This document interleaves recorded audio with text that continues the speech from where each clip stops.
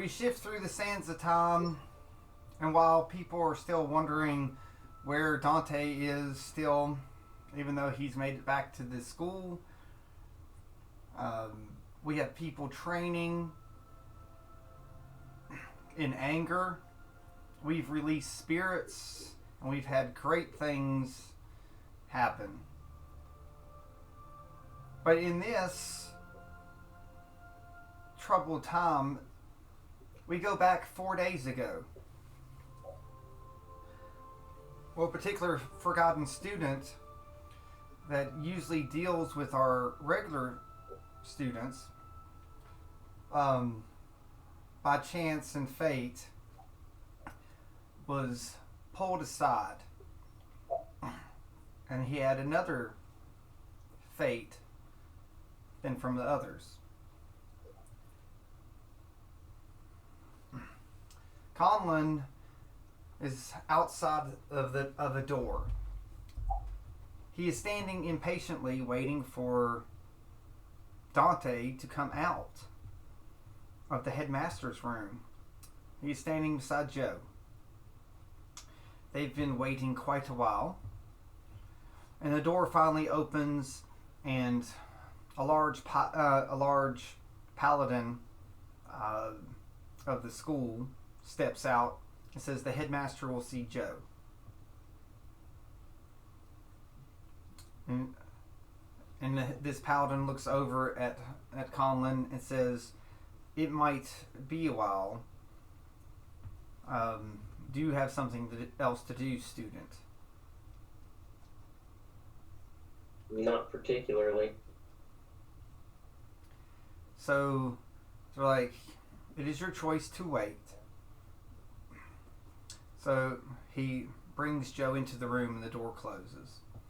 I'll say your passives let you see that you see a large, like you see the headmaster in his armor, and Dante is sitting at a chair, and Joe's walking it towards it as the door closes. So you were sitting.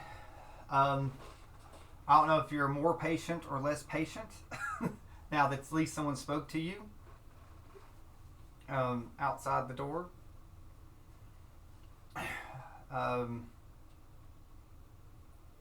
When a familiar voice comes up to you, one that sends mixed signals. So Okay. So it is Retina, the Beholder. Okay. So Retina's like, "I assume that you've heard about your upperclassmen being injured on the way to the school." I have. We are assembling different groups to go get help from our students that were abducted. I was looking for someone that might have blade skills with the group of your classmates that I've assembled.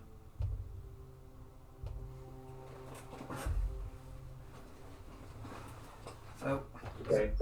it's like they are mostly rune users with not a lot of physicality. So it'd just be you and one other, one of your drow classmates that are skilled with the physicality along with the enhancement of magic. Okay. And we're just like in the hallway having this conversation, right? Yes, you are. You're in the hallway outside of this headmaster's room. So, but Retina, Is there somewhere like that I have time to go really quick to kind of talk to him off by himself? well, you can ask him if you wish. Because there's no one out. There's no one in this hallway except you two. Okay. But- Where is his like classroom or office located compared to where we're at now? Oh, so you ask him about his classroom, and you'd Yeah. like to go talk to him. Um, he says he'd be happy to go talk to you in his classroom. Okay. We'll go do that then.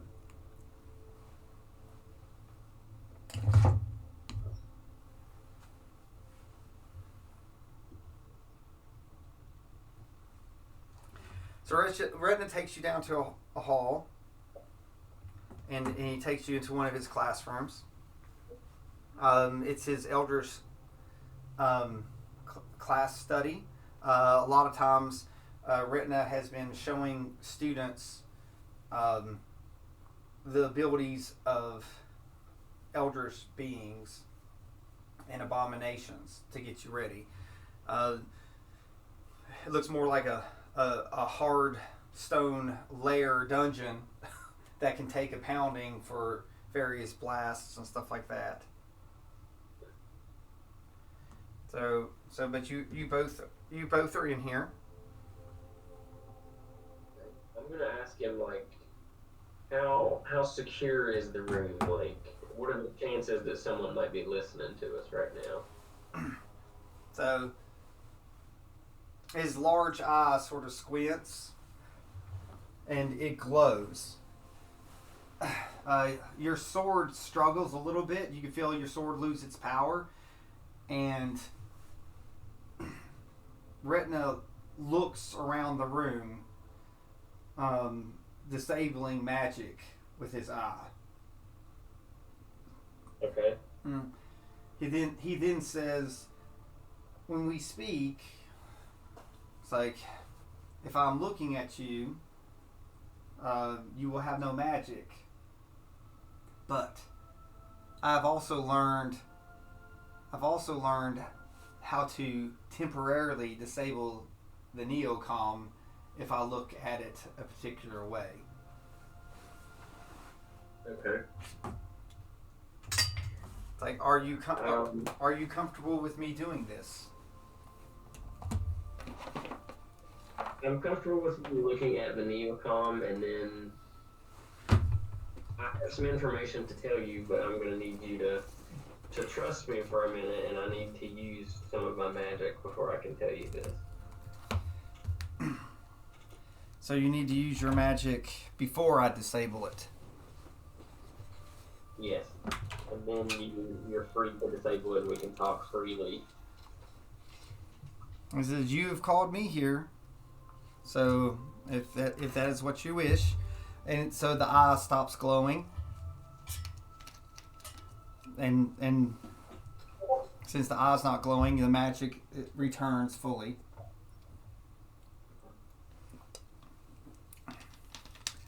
So you may use your magic. Okay, 1 second. You'll find it here. And so I'm just going to ask him to like close his eyes and to trust me for just a second. I mean, he's a professor. I'm a level 5 student. I mean, I think, I don't mean him any harm. So he's just wondering, I think he understands why you'd be nervous. So, but he's also not afraid of you either. so his Yeah, big. he doesn't be afraid of me. Yeah, like he has a large toothy grin as he closes all 11 of his eyes. Okay. Well, and when he does that, I cast Identify on him. And if there's any spells affecting him, I now know what they are. Oh. So he sort of chuckles and he goes, "How quaint."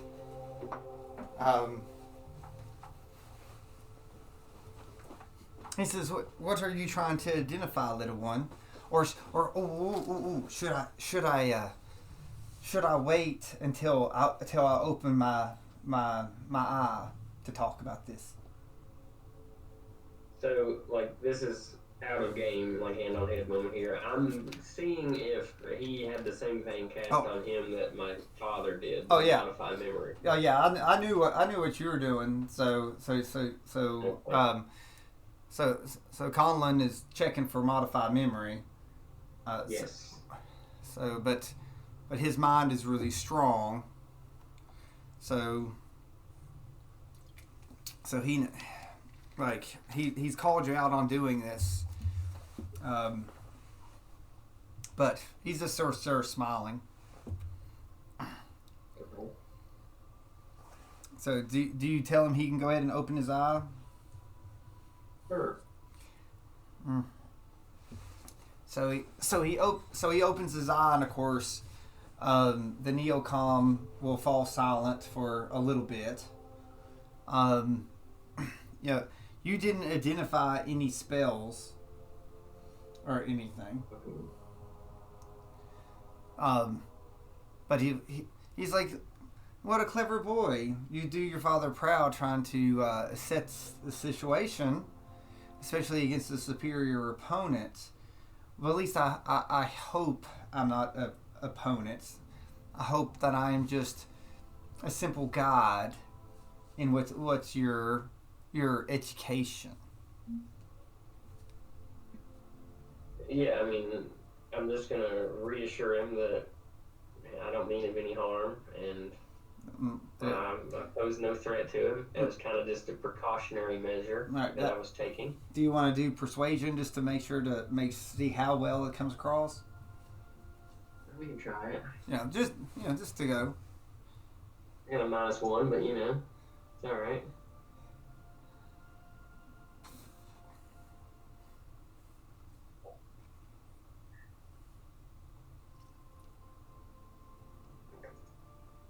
I was curious how well that came across.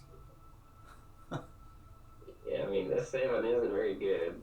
No, but again, he was smiling, so it didn't really need much. So he's not really sensing any deception or hostility from you. He sort of laughs, and says, "It would be bad if I would disintegrate a student for no reason." So. Right, that'd be kind of hard to explain, especially me being one of the teacher's son. He laughs and says, "It's like, I wonder if your father would care, or if he would see it as a triumph."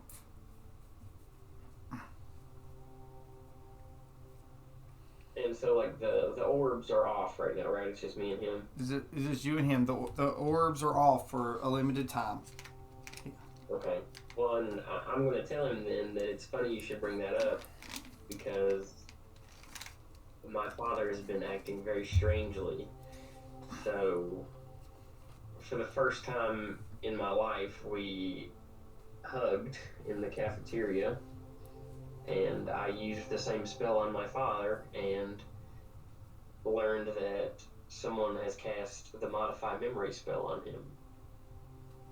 Oh, that's quite interesting. So the question is, was it a trap? Was it willing? Was it asked for? Was it forced upon him? It seems very unlikely that many people would have the ability to actually overcome his mind. So you feel that this was not voluntary? Knowing my father, it's hard to tell. I just wanted to share this information with someone. So how long do you think that this spell has been there? I mean, I couldn't say specifically, but I don't think it's been very long. Well, there was a lot happened. the loss of all those students for all that time. Were you one of the ones missing?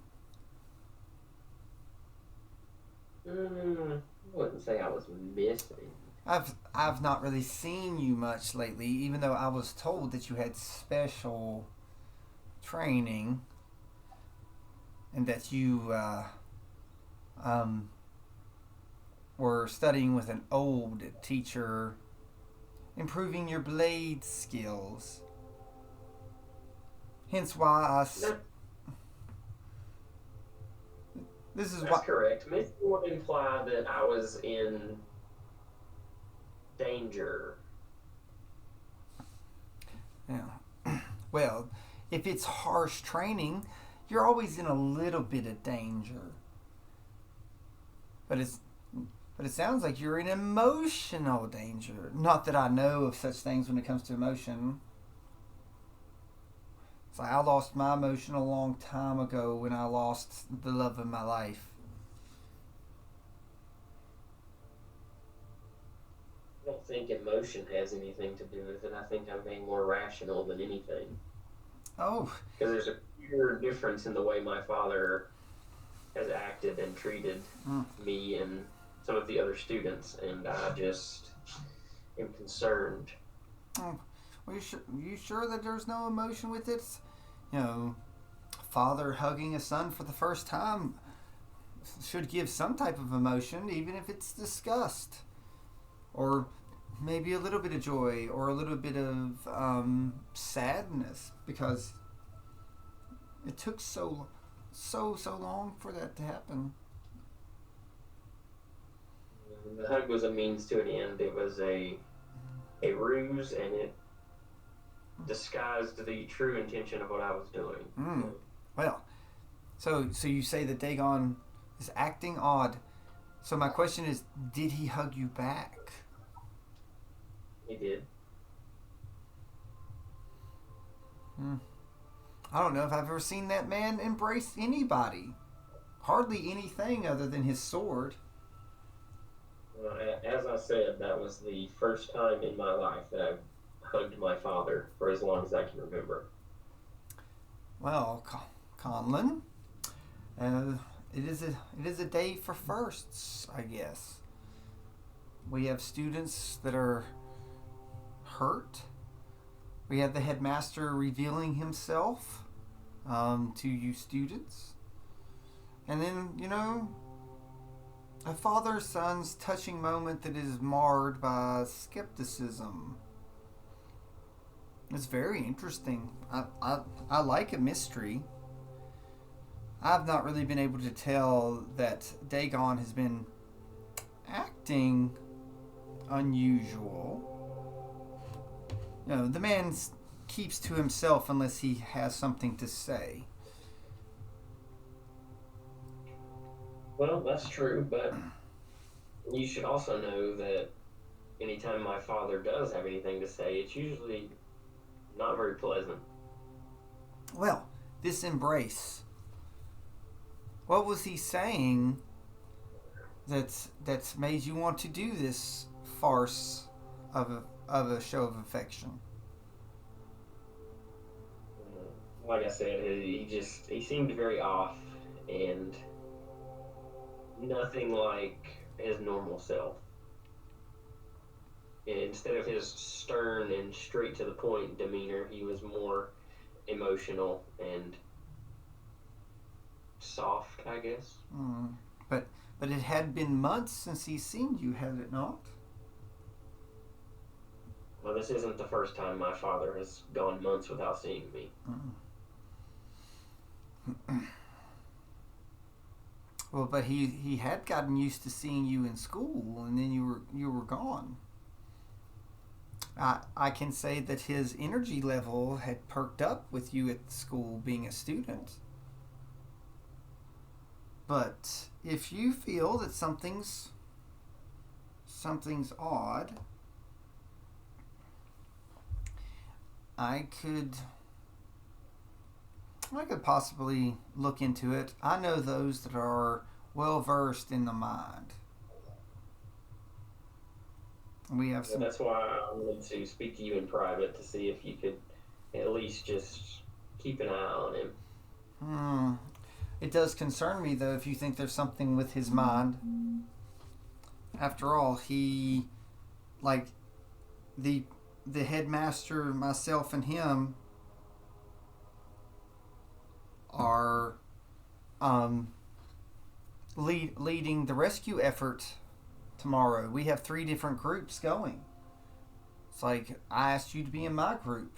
The headmaster is assembling his group right now. They should be leaving any minute. And then we're leaving here in a little bit. And then Professor Dagon will be leaving in the morning with his group. Who is in my father's group?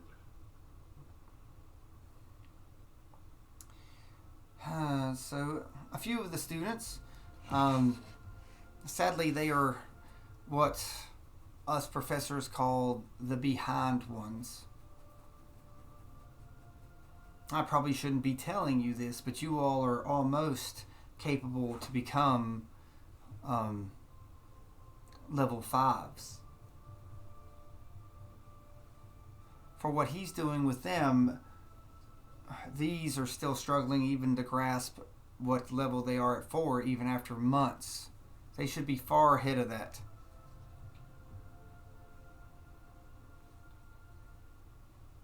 No one that I know personally.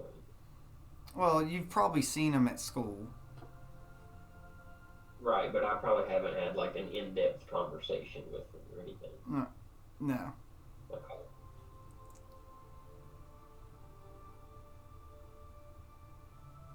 Okay.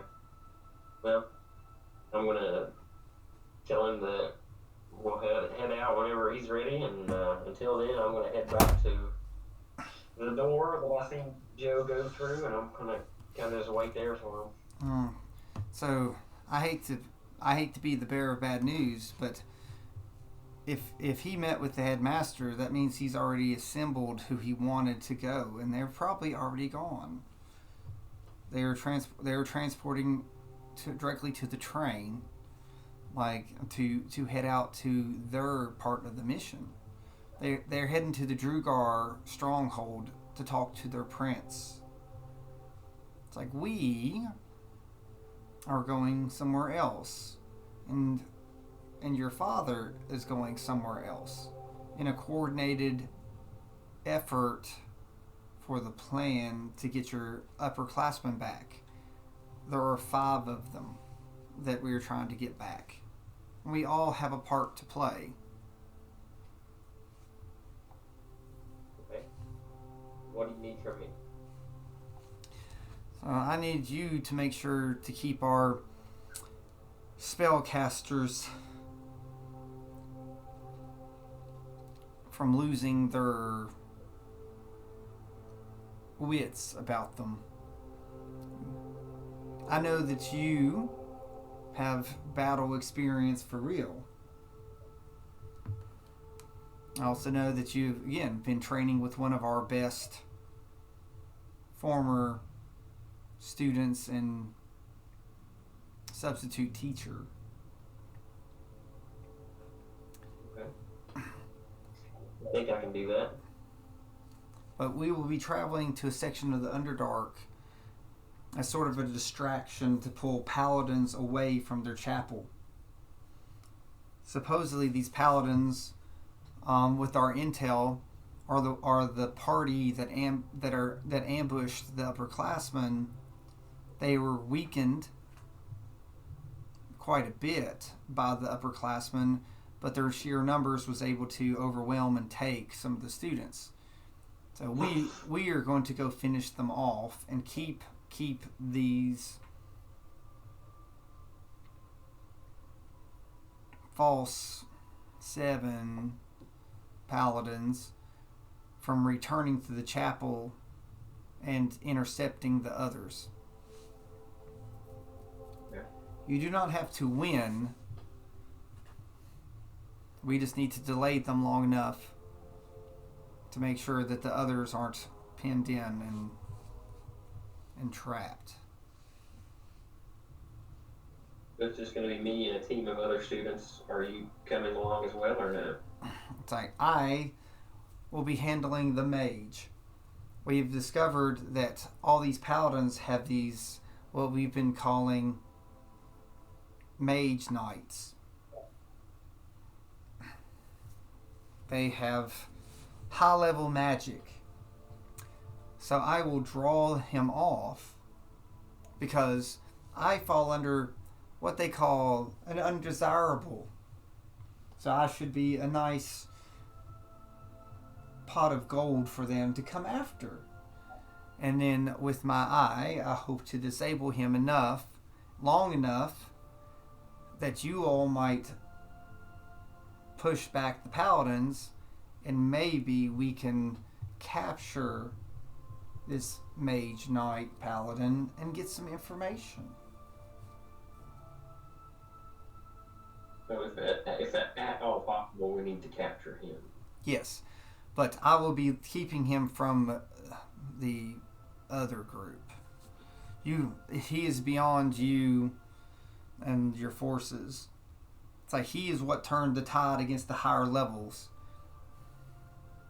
the upperclassmen. So if as far as the paladin, yeah. Yes, I believe that you all can hold your own if you work together against the paladins. But this mage has things that you all have not seen, and frankly, some of us in the school are concerned that he can do what he can do. Okay. Is there a preference for capture or kill with the paladins? Personally, many in the school do not condone death. But, from my point of view, they have injured many. They have laid siege to the Drugar for 6 months. They have captured our students. I do not believe that we should be, in their words, wrathful, but I think that we should be prudent and make sure that they do not do that to anyone else. So we are doing this before they can get enough rest and time. So isn't it better to strike a wounded lion than when he's at full strength? So Makes sense to me. So let's go hunting for some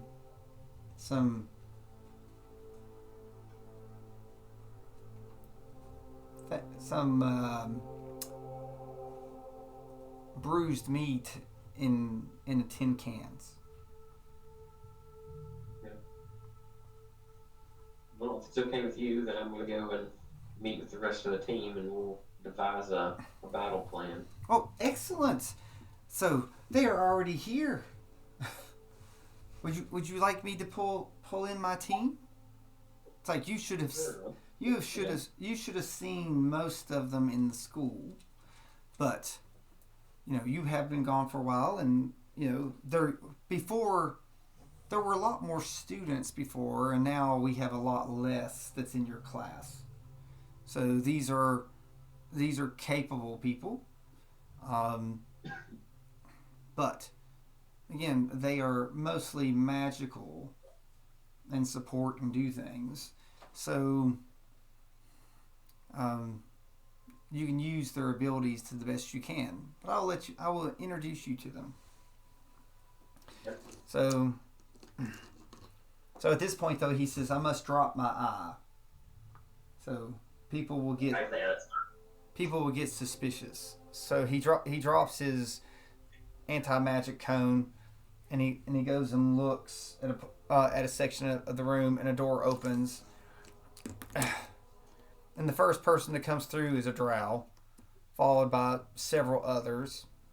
So there's a drow.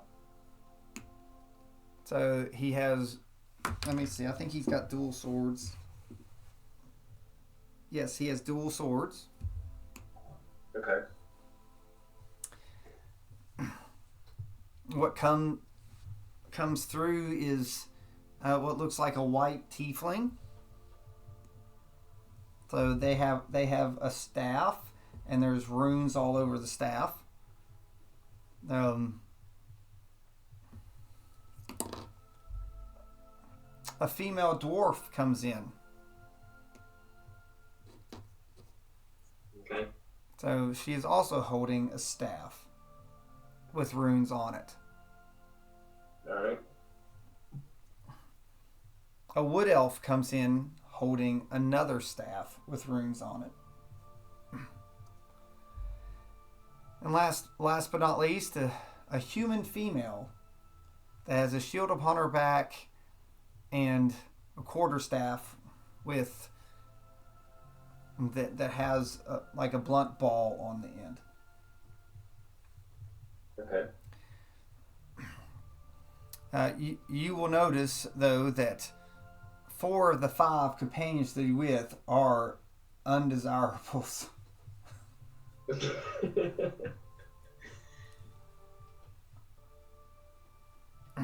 Yeah, I'm just trying to figure out a battle plan here because So I'm guessing all of them with the staffs are going to be like magic users, pretty much.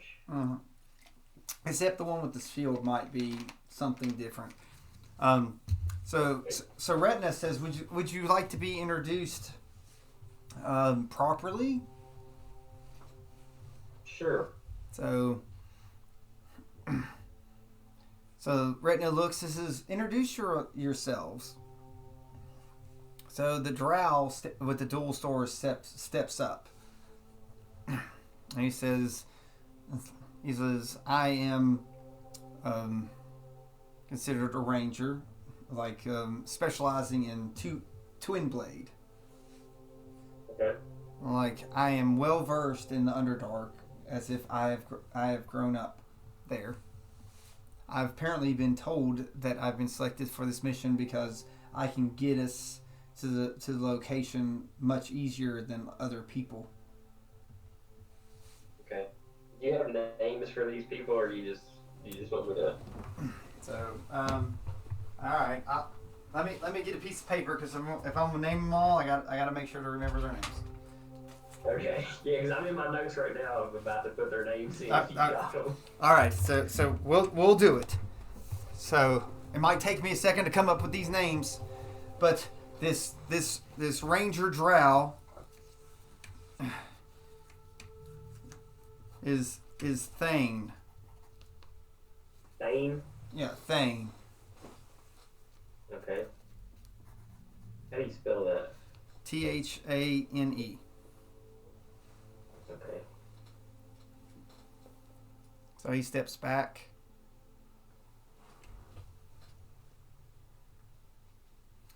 So Is that the tiefling, the next one? yep, the tiefling steps up.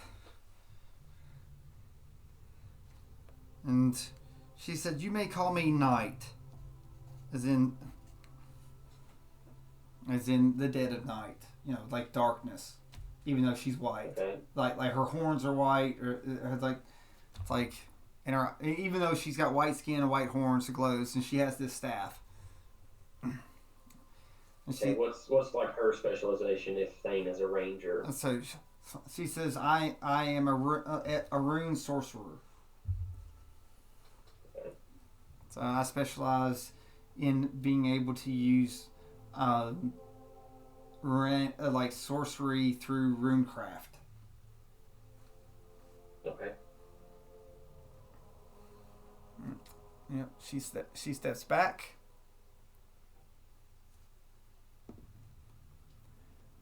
So then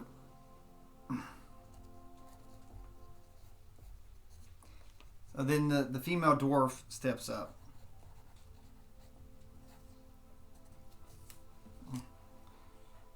So he says, hello. So it's like I have wonderful lungs, and I have dedicated my life to be loud. It's like I use my staff here as a megaphone, and I'm well versed in rune bard craft. Okay. And what is the dwarf's name? It's like you may call me call. Well, so call upon call. Get it? Does that not inspire you? So, because always just think, who are you gonna call? Oh, Very creative. I like it. so she doesn't believe you. Steps up. So the next person that steps up and says, "I was originally a ranger, but I've decided to dedicate my life to natural magic. So Okay. it's like I am like what they call a rune druid." Okay.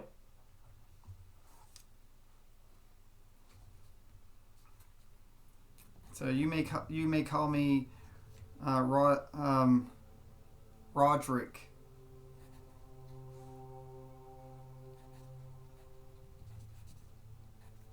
All right.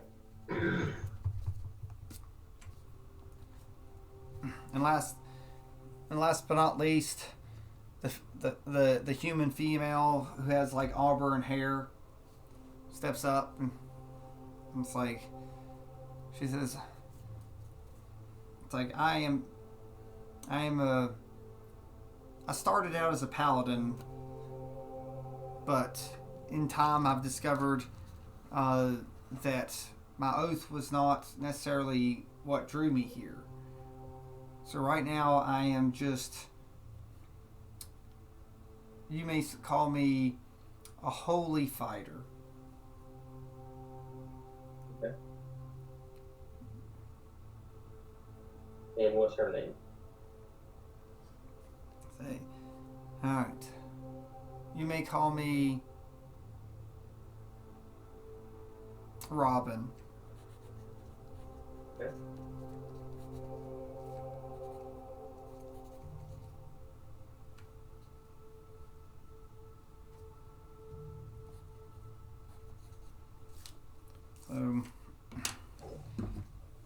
So we all look forward.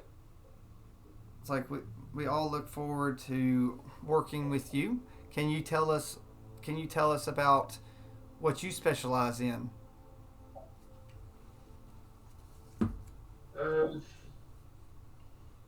So mainly, I'm also a dual weapon fighter. I have some magic to go along with that. I'm probably better specialized up close.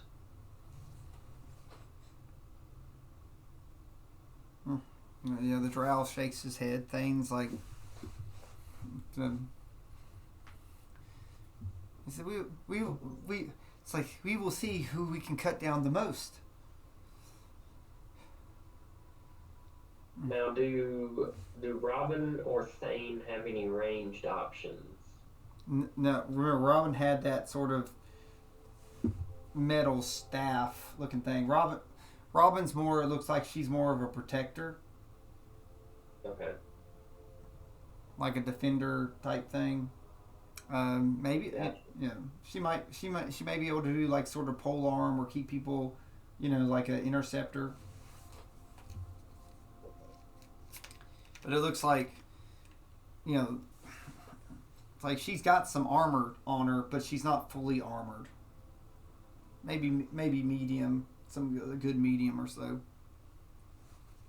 Of course, the others don't look like they have any armor on. Yeah. Well, I'll just tell them then, like, obviously they can use their own discretion, but in a ideal scenario, we'll do like me and Thane can probably be the front line, and then Robin can be kind of the middle line. She can go wherever she needs, and then obviously the casters will be kind of in the back, spread out, not lumped together. Okay. So like you two are going to be the front, and then Robin's sort of going to be sort of the middle, trying to keep stuff from getting to the casters. Is that what you're picturing? Or do you want? And then like Or do you want Or do you want Robin protecting you guys?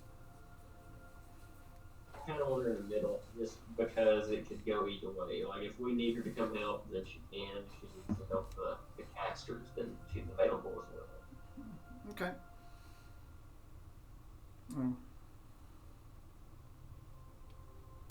All right, so Retna is, pleased with this. It's like I see that you all are working together quite well. He says, make sure to use your strengths and talk amongst yourselves to get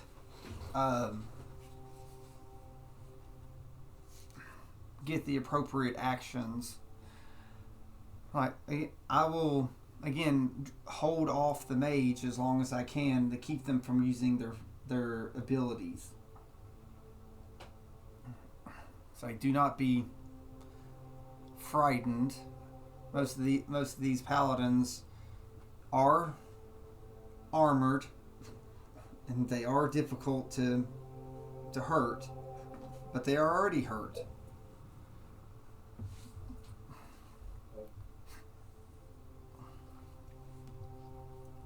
How long is it going to take us to get there?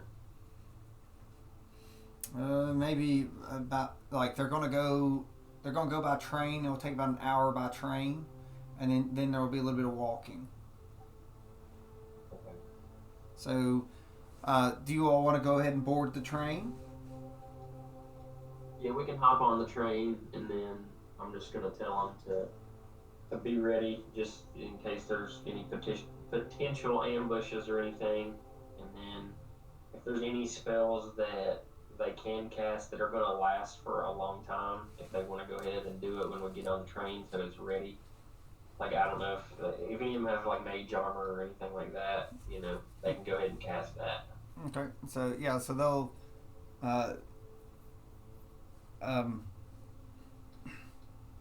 the three casters basically tell you they've never really been in a real fight. So Knight Knight, Call, and Roderick, they've only done training like since they've been at school. Robin says that she started off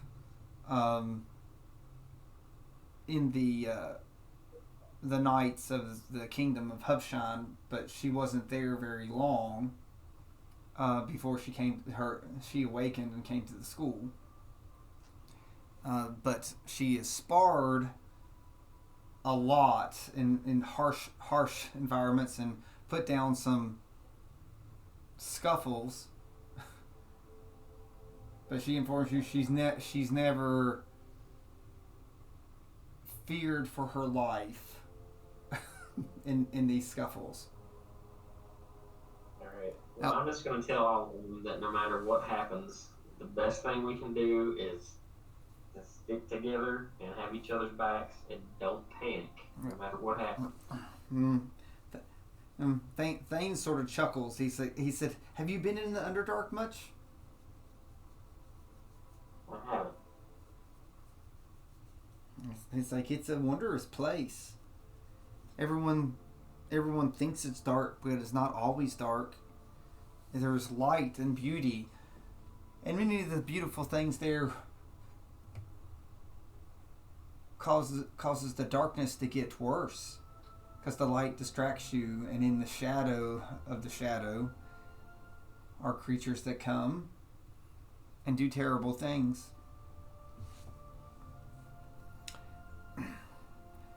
So, what color is Jane's eyes? Black. Okay. Many Drow's eyes are black.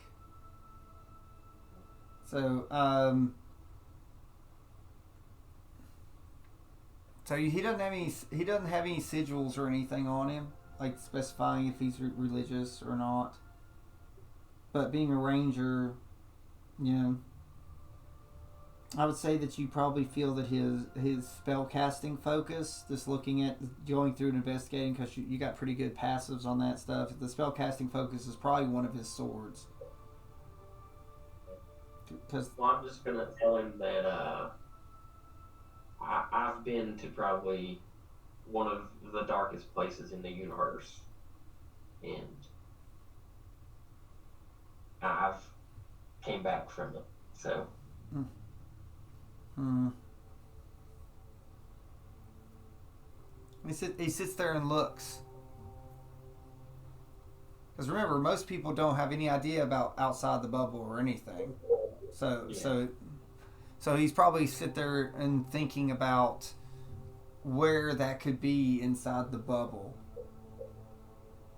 Yeah, like because if you've not really been to the Underdark, so he's trying to figure that out. He doesn't really say anything, but he's just sort of just sitting there looking at you.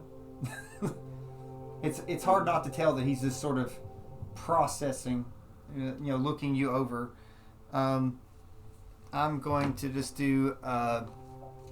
He's going to do an investigation on you. It doesn't do very well.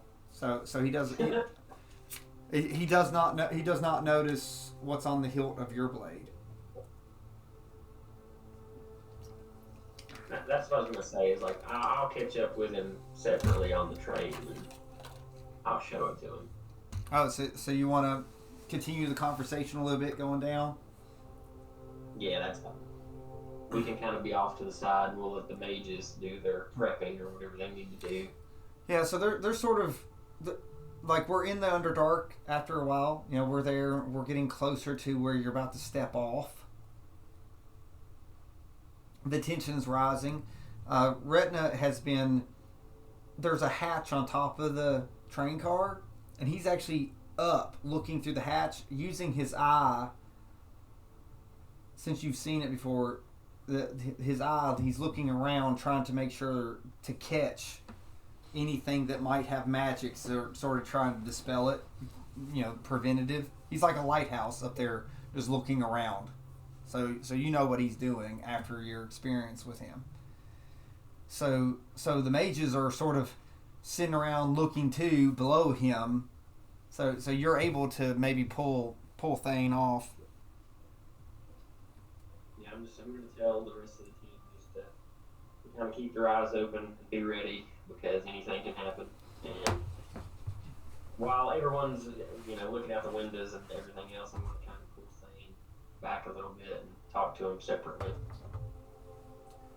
So okay, I'll allow that so you all come over. So thanks is. Do you seek my advice of the Underdark there, Twin Blade? It's like I might be young at 145, but I am quite knowledgeable of the Underdark. So like out of game question here. How much like lore would I know of this person we're talking about since I'm kind of devoted to them now? Very, very little.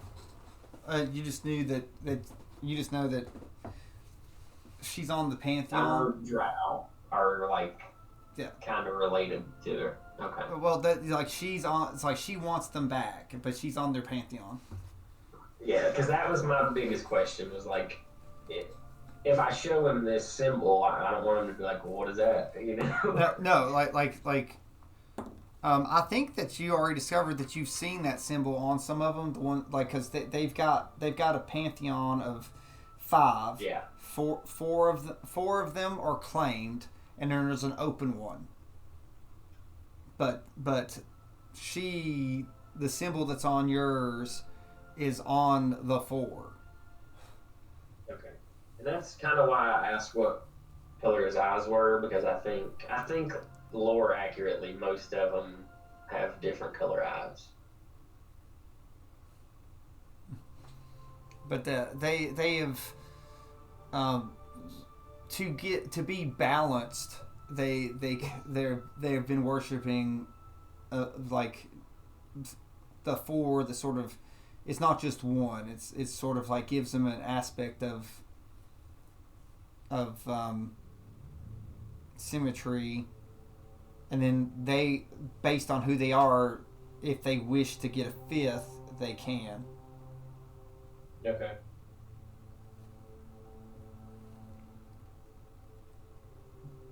Okay, well, I'm going to just kind of, like I said, I'm going to pull him off the side a little bit, and I'm going to show him that symbol and ask if he knows what it is.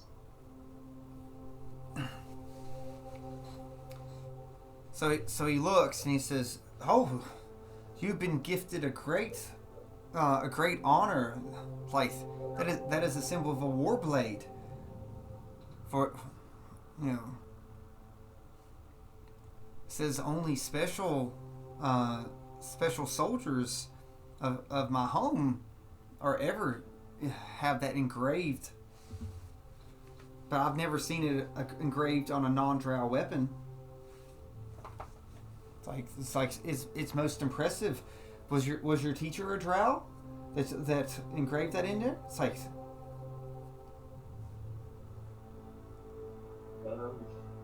Let's say they were a drow. It's like your warcraft must be very impressive. I do okay. It's like you must have felled many enemy. You know, just a prerequisite is at least 100 slain in the line of duty to even be considered. You know, for the web walkers. Well, I have a connection to the one you speak of, and I am here spreading her influence.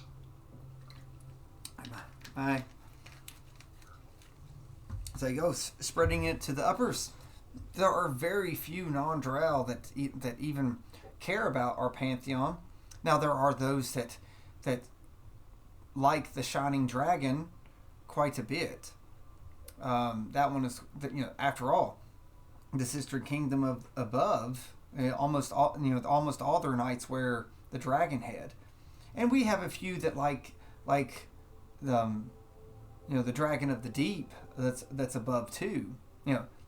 People seem to take comfort in dragons either in the light or the dark, but they usually don't like the other things that go in the dark, the things that you make sure that make things happen whether you see them or not, that crawl or bump in the night, but they're always there.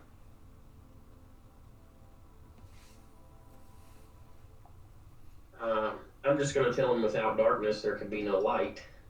Without darkness there is essentially nothing, which is worse than darkness. And I'm just gonna tell him that I'm just here kind of spreading the word, and if he would like to do some more research into it and devote himself, that would probably be good. And that we'll see how this mission goes, and after that we can talk some more and go from there. It's like, so I've never really been much of the religion. I respect it.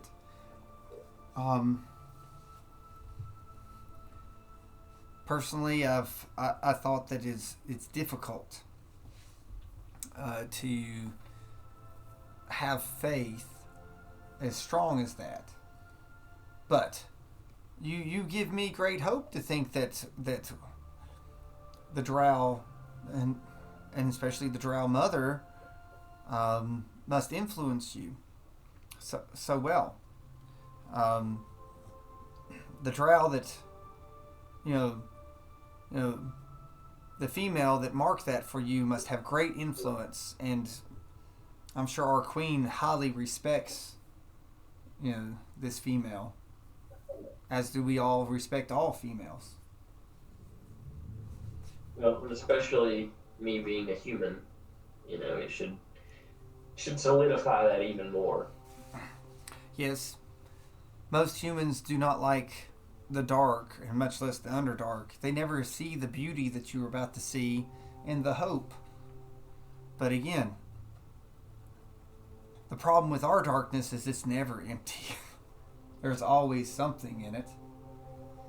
Many times it is a drow. I wish that we had more drow that it will be in the darkness where we're going. But even though I am over dark and not in the underdark, I know our people's politics, because our queen commands it, and I am to her first, and that there is a treaty with the drow to not interfere with these paladins as long as they do not cross into our main borders and commit no atrocities in the drow borders. But I am not confined to that treaty because I am part of the school, and this is retribution. The best kind of retribution, a just one.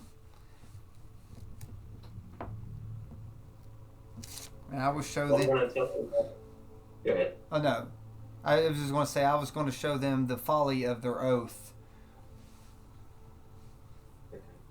I'm just going to tell him that I look forward to working with him, and maybe we can teach each other some things. Maybe he can teach me more about the Underdark and the Drow and their history and stuff, and then maybe I can kind of teach him more about the symbol that I have, and exactly why I'm doing what I'm doing, and maybe we can just work together and be friends. I look forward to it. He said, "You shared a great story with your swords, but before we go, my twin blades were once one. So if you see here the cuts on the hip, it was a twin blade staff that was swirled. It was broken in a great war 200 years ago between the uppers and the below.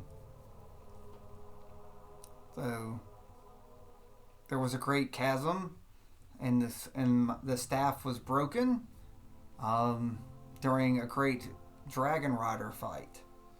My family took the blades when they fled Hubshan, and the Underdark beneath it. And when we came back, the family found the blade where it laid and reforged it into these two swords. It's like it served the women, the grandmothers through my family. Sadly, many have been struck down. It's been passed on. I am the first son in the line in a long time, which is very disappointing, especially for my mother after a string of many great warriors. So I was not eligible to be one of the Queen's guards, but my mother was. But in tradition, that once I was birthed and became of age, I was passed the twin swords, like when it came to my time. My mother still serves the Queen, just to let you know. So she said since I was the disappointment to be a male, but it was also very proud that I decided to serve the overall by going to the school and leaving the bubble. But just do me a favor, since you were favored. If I would be failed today, and it is my time, please make sure that my twin blades get back to my mother, one of the Queen's guards. Okay. Does he have a surname? So he said, I am not allowed to reveal my family's name, especially to males of others. So just know that these blades alone are proof of my heritage. They are well known, even to a runt male like me. My mother. Can I do like an Arcana check to see if they're magical? Yes.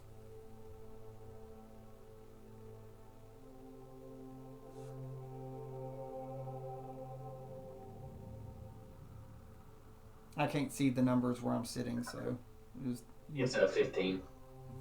Well, the one that one of them you definitely like. It's got some symbols on it, like It's got to be a spell casting focus, but he's not very magical at all. Like he's the sort of, again he's sort of a ranger, but doesn't seem super magical. But both of them seem to have the possibility that they could be conduits.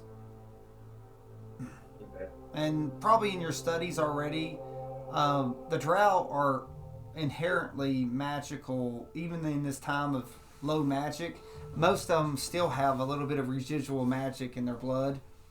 He was born after, but if he was awakened, he must have a pretty decent amount. But I would say that you feel. Well, I would tell you, the easiest things with your Arcana check. I think your Feyblade would be like those swords. Could be like me if they channel the right energy. Like they're a conduit for the right person. So more likely, like they would be spectacular if they could sing with the right magic. Okay. All right. Well, I guess we'll just get into positions and be looking and wait until we get to our stop, I guess. Okay. So the easiest thing this is going to go is we're going to jump into the battle at some point in the battle. So I want you to roll a d20 and we're going to find out how well it's going in this point of the battle. Based on the strategy and everything that you said and did, it's like I'm going to set the battlefield. I'm going to set the battlefield on it and tell you how everything's going.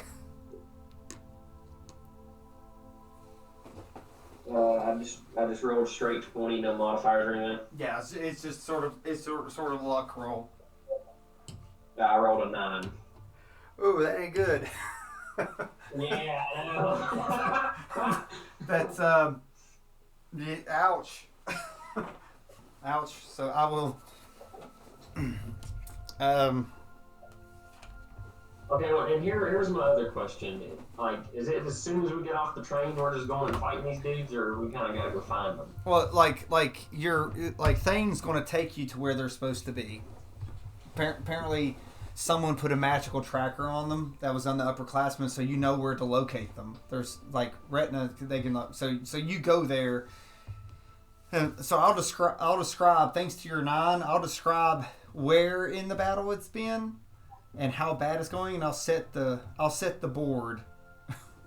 So I will say though, give me a Constitution saving throw from you to see how well that you've done in the fight. Okay, well, here was my other question, because like if we weren't going to get straight into a fight and I knew we were going to like go look for them, I was going to cast invisibility on myself and kind of be away from the party a little bit. Well, that's fine. Like I said, but we're jumping into you're going to get there and the fight's going to ensue. That's why if you cast invisibility, it'll probably add a few points, like on your Constitution roll. I'd probably want to do that. I'll give you 3 more points to how well that's went for you. Okay, and then just the Constitution, you said? Yeah, Constitution saving throw. Add 3.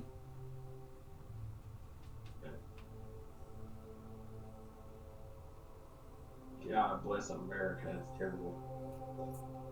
An 8. Ouch. I really thought that was going to be a lot higher. So, I won't let you you won't burn any of your abilities, but you're gonna be at half damage, half health. Okay.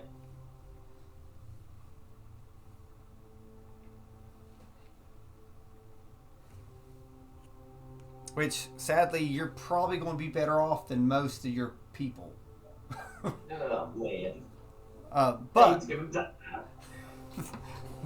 so, do you want to do? Actually, you know what? To make this fun, let's do a Constitution saving throw Actually, I know their con numbers. Do a 20 roll, and I will tell you. I'll tell you what it is. So Thane's got a +2. So do a straight 20. I'll do Thane first. Come on, Thane, you can do it. Oh my God, he rolled a friggin' 1. Oh, well, that's just the worst possible outcome. That's not good. That's not good. Dude, these rolls suck tonight. Yeah. So we'll go to Knight. How's Knight? Knight has a. Oh, Knight's got a 0. We're in the mages. Better than you. They rolled a 6. Oh my gosh. How does your boss? Yeah, call. It's luckily she's a dwarf, so I'm gonna give her a +2 since she's a dwarf. They're a little stout. Jesus Christ, dude. An 8. This fate is coming together. Okay, a Roderick, which is a 0. A 3. Dude, what is going on here? And Robin, who is I will say she's a 3. Like she because a 9. All of them below 10. Ain't that crazy?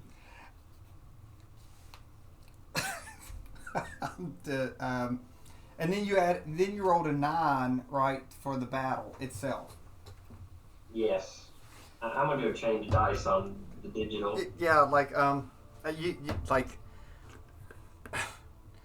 dude, like it's bad. Like yeah, it's horrible. I'm like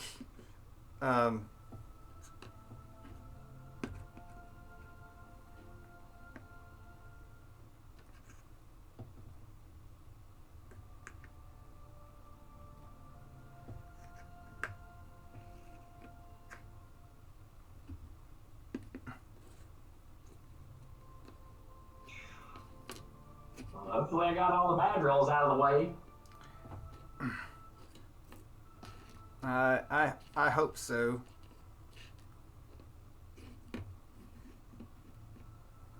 So, yeah, it's bad. Really bad because Thane's 1 was like awful. That's Yeah, I mean I figured. Of all the ones to do a 1, poor Thane. I know.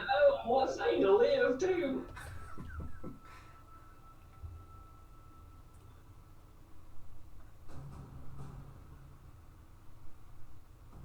Yeah, let me try to get some music that's like oh Lord.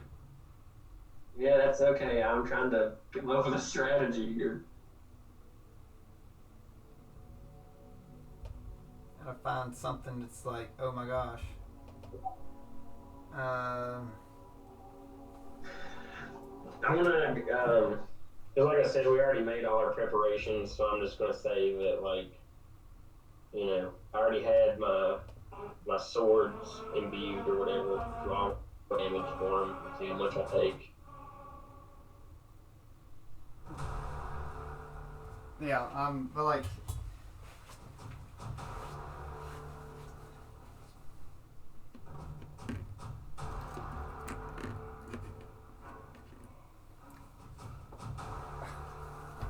There we go, that's not terrible.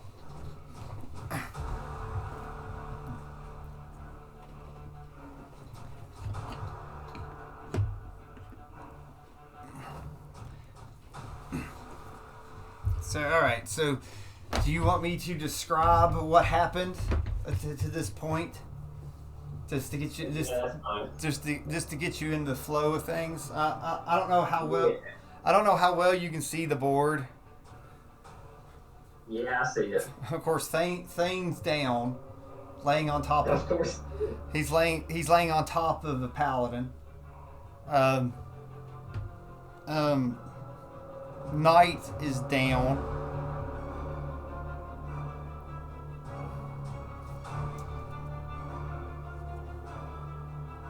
and everyone else is it's pretty bad. So let's go over what happened when you exited the train. So when you exited the train, you all went, and it was going pretty well. But apparently the Paladins thought there might be an ambush, and the mage laid a trap. And you all are hit by a large explosion of the likes that you've never seen. This blinding fire just erupted. So, and before Retina could react, the Paladins came through. Retina has been able to pull the mage off, and it's like has him off and stopping to get you, but the mage is this mage knight is still trying to get it to where he's trying to get out. You are trapped in this little cave, and the bad thing is Retina like where you're at fighting them, like if there is another one of these explosions, it will probably do you all in. More or less. But Retina's doing what he can against this. But the bad thing is, it's taking everything he can to make sure that this paladin does not get a clear sight at you. Because if it does, he could cast this explosion.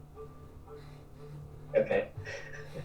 So when this happened, the paladins came through, and Thane was luckily able to not get fully blasted, but a paladin rushed Knight, and he went to, him and Robin went to protect, because this dude just came rushing in to break the lines.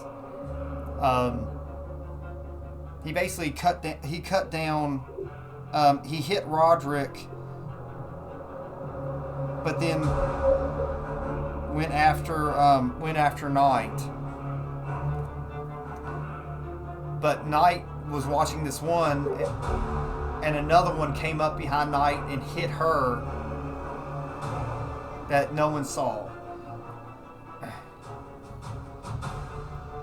So Thane then tried to make sure that Knight was protected, but he just basically got jumped by a couple of them. So he fought valiantly, and he was able to put one down. Using these blades that would light up in like this cold, steely light. And when he would strike a paladin, it would leave like a mark on him. And he was able to hit it even harder across these marks.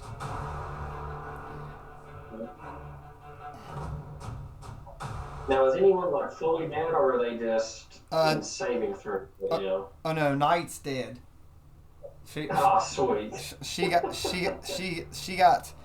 got damaged a lot. It's almost like they were targeting the rune sorcerer, who's very dangerous. So Call, even though the Call's fighting, she's giving you a bardic inspiration, which is a D6. Okay. But Thane is unconscious and is in saving throws.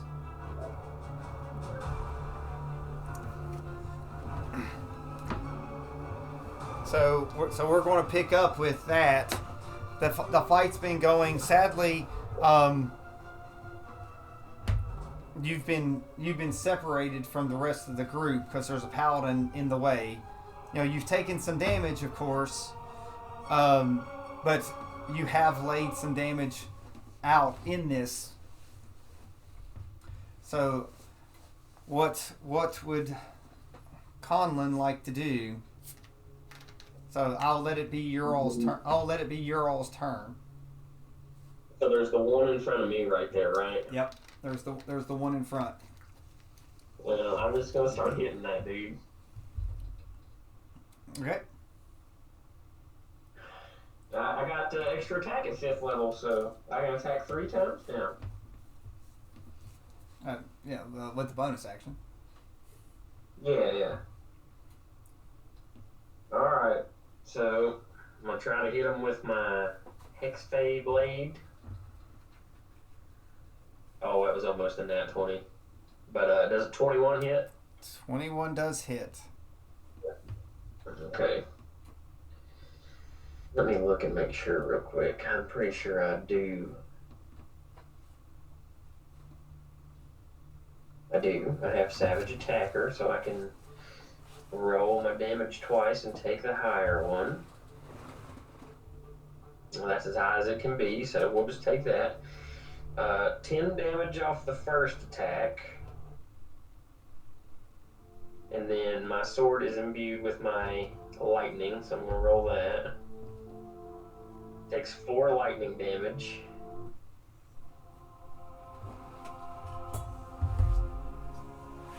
Okay.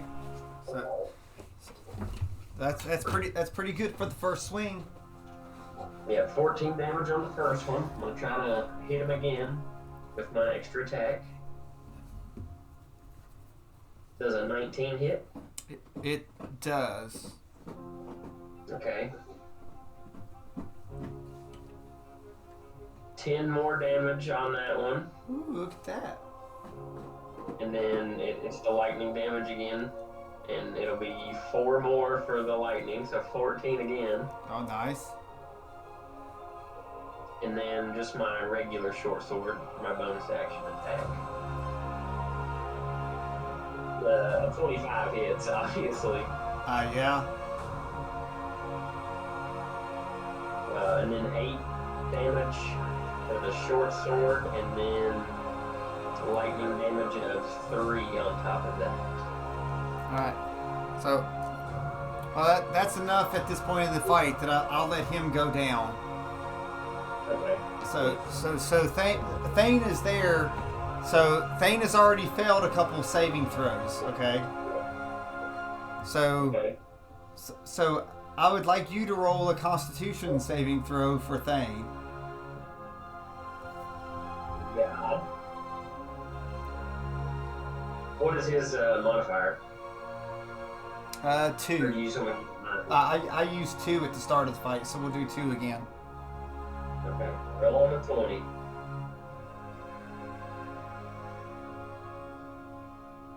Oh my God! It's a 9. Oh no! It's a fail. So I will say he's got 2 fails now. Okay. So, and that means that he can't do anything. He's still he's at that 0 where he can't do anything at all. Okay. So. Well, let me ask you this: like, I've got heroic inspiration because I'm a human. I get it every day or whatever. Can I use that to use a charge of my healer's kit to stabilize him? Oh, so you want to use a heroic action to come up and give him a healer's to see if Yeah. Okay, I'll let you burn that. That's your reaction. So I'll let you. So Conlan, just you dig up enough that you're worried about things. So you come up, roll your medicine check. Does it have to be a medicine check? It's a healer's kit? I thought you could just use it. No, it's still a medicine check. Oh, God. That ain't good. Because the healer's kit can stabilize it.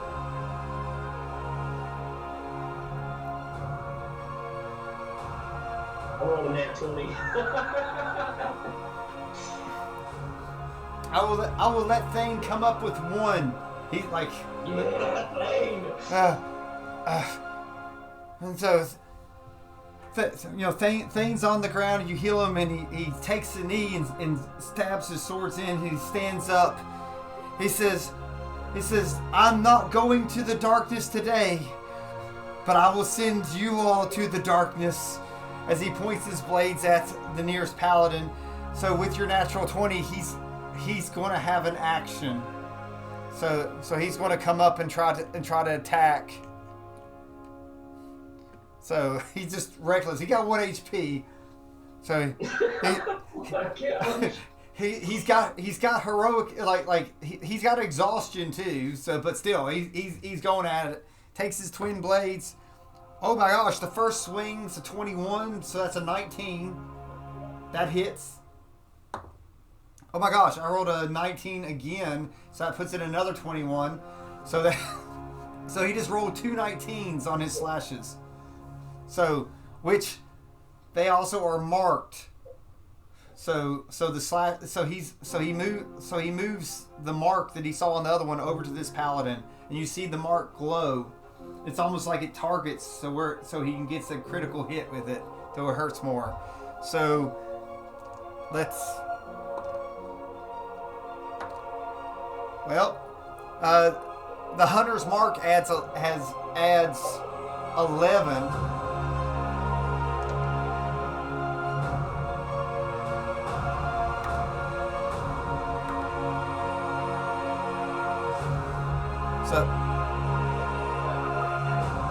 So he hits with 21 points of total damage on that swing, on those two swings.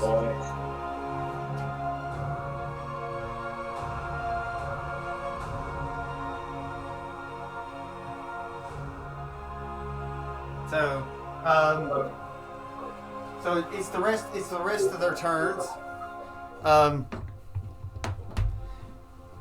Let's see. Call knows what's at stake. Call is very bloodied, and she looks over and she says, "Colin, make sure to save our friends." And she gives a bardic inspiration to Thane, and then she casts Healing Word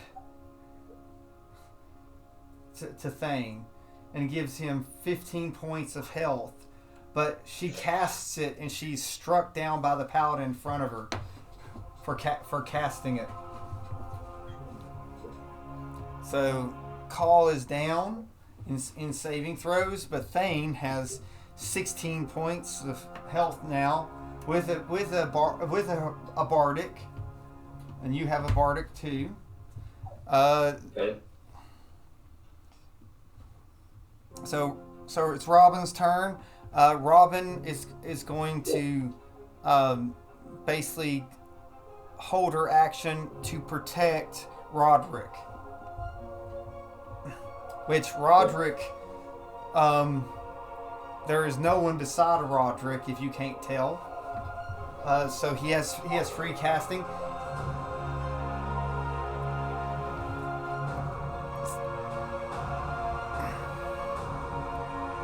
So he lifts his staff up into the air and calls upon one of his runes. So he casts darkness on himself coming through, knowing that all these paladins are human. Nice. So it's the paladin's turn. So that means that they're at disadvantage inside this darkness bubble, which pretty much the whole chamber is in dark. So there's these three paladins. So they are rolling with disadvantage.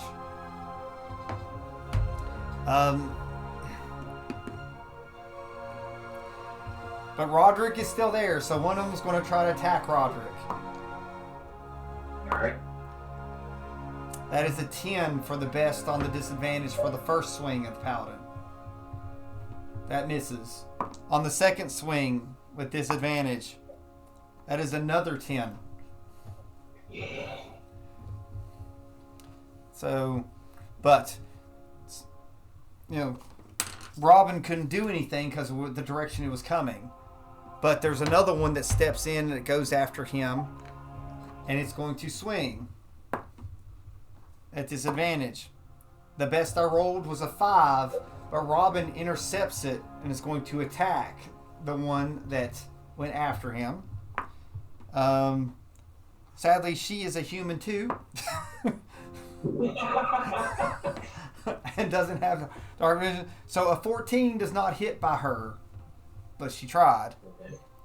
So the other paladin attacks her that's beside of it at disadvantage.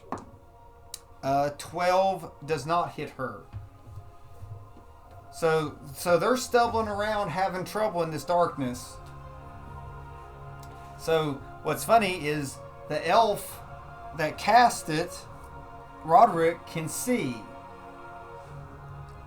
You have dark vision, don't you? I think so. Yeah, I thought you added that like in one of your abilities. Yeah. And of course Thane has dark vision, definitely. Oh yeah, I didn't even have to ask about him. I knew he did. Yeah, so that is the end of the Paladins' turns. Because, yeah, I just totally just whiffed on all those swings thanks to the darkness. I like playing against myself. I'm like, gosh. Well, that works out because that evens out all the terrible rolls I made before the battle. Yeah, so it is Conlan's turn. Just move me up to that one that's kind of directly in front of me. I'm just gonna try to get him.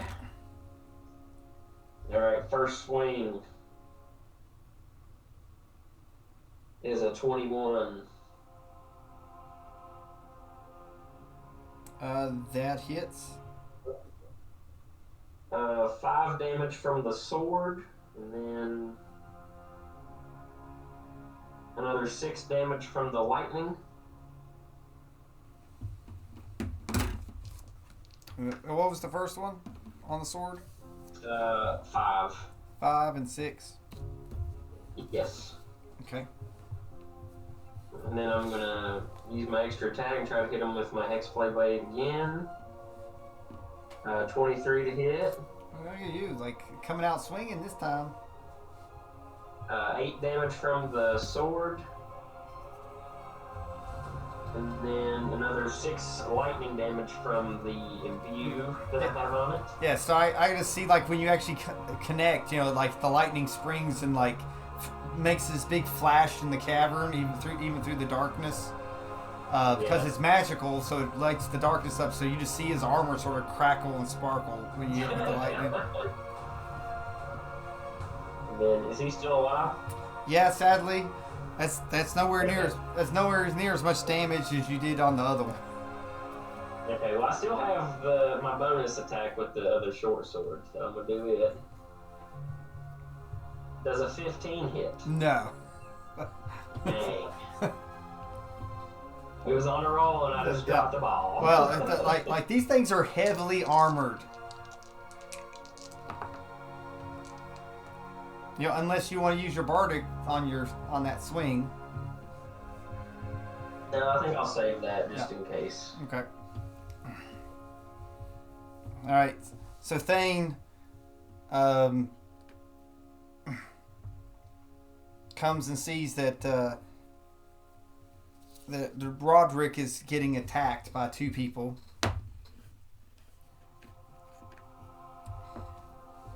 He comes up and swings, and again the mark sort of glows in the dark, and you can sort of see it with your vision. It's sort of like it appears subtly before he even swings. It's like you can see it coming, so like a target. He misses the first swing though. It sort of glances off the armor. It's just too thick, and he didn't strike his mark. Oh, he misses again. It's like because the paladin's moving, so it's just he knows where that mark is, and he's got to hit it.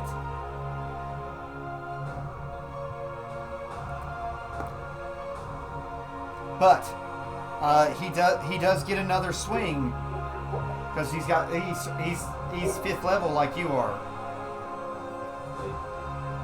So with that is a 20. That is a 21, which is bumped down to 19 because he does have a level of exhaustion. But he does hit it. But when he goes, it triggers the parry action. So the knight pulls off and looks towards Thane and sort of parries it with his armor because where he glanced on the other two. But his focus is now not on Roderick.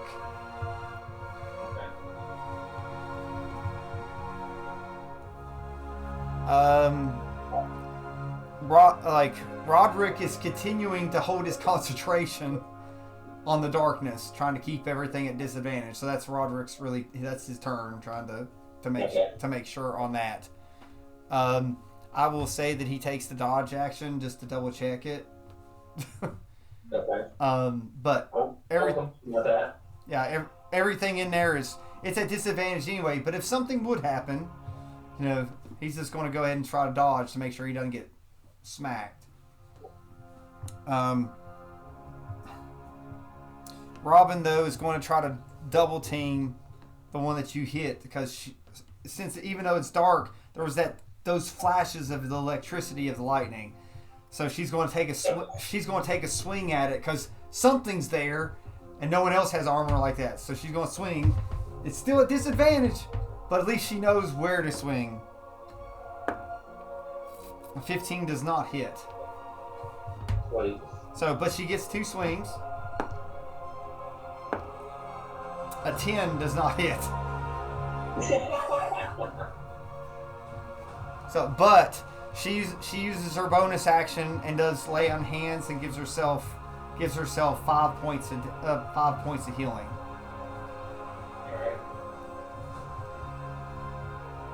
So she sort of glows. So even in the dark, you see this sort of pulse because it's magic through the dark. So you can sort of see her chest light up through the little armor that she's got. So it's their turn. Darkness is still going. So it's the Paladins of the 7. So one's going to go after Thane first. At disadvantage, there's a 19. Ooh, and there is a 20, not natural. So it's a 19 on Thane. It's a 19 on Thane. That does hit him. That's one swing. The second swing misses with a 7. So Thane's going to get hit automatically with 4 points of radiant when it hits. So there's this radiant yellow that sort of blasts, but then the actual hit is 6. So that literally takes him to 6 points of HP. But he's still standing. So no, the other paladin is going to go after Roderick, who's holding it. It's at disadvantage swinging. A 17, which would hit, and let's see what that is a 21. So a 17 does hit Roderick on the first swing. Nice. So I'm going to say this. See what the second swing. Oh, the second swing's automatically missing. That's a 10. So, yep. So 10. So I'm going to do. Do you want to do the Constitution saving throw for? It's a straight roll. Yeah. Real quick. I want to cast a spell. It's a reaction. It's just because they got hit, I can take some of the essence and regain hit points for myself. Oh yeah, I think I remember that one. So I'm just going to do that, get a little bit of health back on it. So that will be 8 plus 3, 11 HP back. And then you said it's just a straight con roll, he was a 0, sadly. See if he keeps 13. Oh, he keeps his he gets popped, but I didn't see how much damage he took. So let's see how much damage he took.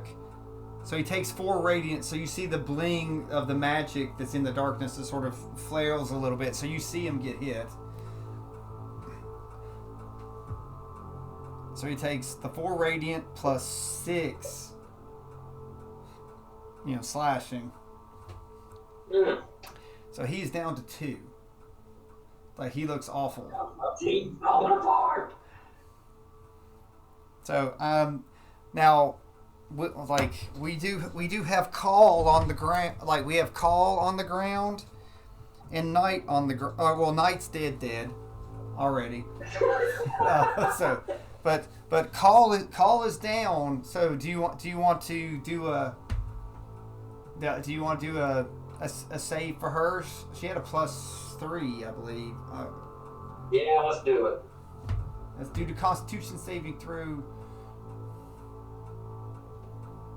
13 plus 3, so 16. Oh, so that's a save. So sadly, she's just unconscious, barely hanging on. So it's like she's not going to do an action, because if she does anything, she probably get walloped. Okay. So, all right.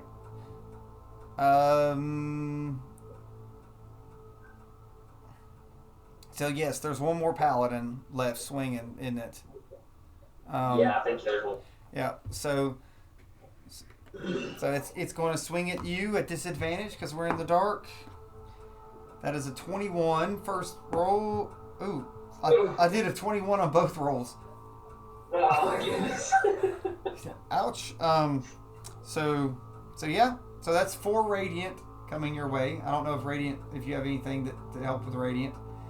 So again, it's like there's this flash of light in the dark, and then I'm going to roll the damage. Oh, you're so lucky. Just 5. Just 5. Yeah, just of the slashing. So 9 total. Okay. Aren't you lucky? A little bit. So that's the first swing. The second swing, I'm pretty sure a 10 does not hit you on the second swing. Yeah, so you're good. So it's your all's turn. All right. I'm gonna hit the dude in front of me. I'm gonna try to anyway. All right. First attack will be a 13. That doesn't hit, right? A 13 misses. All right. Next one. Even worse. Alright, the last one. Does a 16 hit? No. Gosh, dang it. Okay, well, that was it for me. Oof. But Thane already went, didn't he? Then I already got the... Thane's back up. Yeah. Yeah, so Thane's up. So Thane... Get him, Thane. Thane... 16. So Thane misses his first swing. His second... Oh my gosh. His second swing is a 13. So... Oh gosh. So... But he's going to go ahead and... attack... Swing again his dual blade, and that is 11.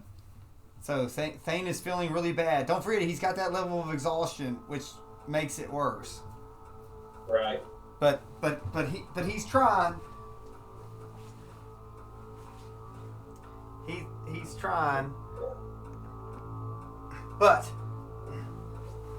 I will say that Thane had that one. He's going to use his bardic inspiration and make sure and it guides him. One of them he had enough to hit with, so I'm going to say that he actually uses his inspiration, calls like a little higher, and he's able to get up and hit his hunter's mark and pop it.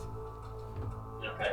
So his hunter's mark gives him 2 additional to what this roll is, 7. So he hits it with 9. So sort of staggers the paladin. He's not down, but it does jar him a little bit, and that mark on him sort of glows a little bit more, so it makes it easier to see. Poor Robin in the dark. So she's going to target that little glow thing, even though it's at disadvantage. A 16 is going to miss with like just off the bat. Oh, there's a natural 20, which she's at disadvantage. Maybe I can roll a double natural 20. I rolled a 19, so she hits with a 23. So she hits with a 23, and that is 6 points of damage, and she's ticked, so she's going to smite it. Sweet. There's a 1, and there's a double 1, but. Oh my gosh. So, but that's enough to put the 1 down.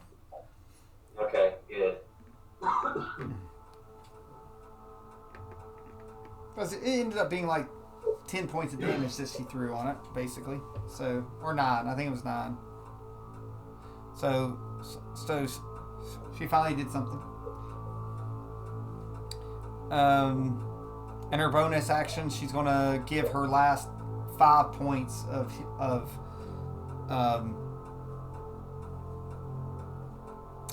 no, she can't move. She turns and gives her 5 points to Roderick on lay of hands. Her last 5 to boost Roderick, which puts him to 10. Okay. Which puts him to around 10 HP.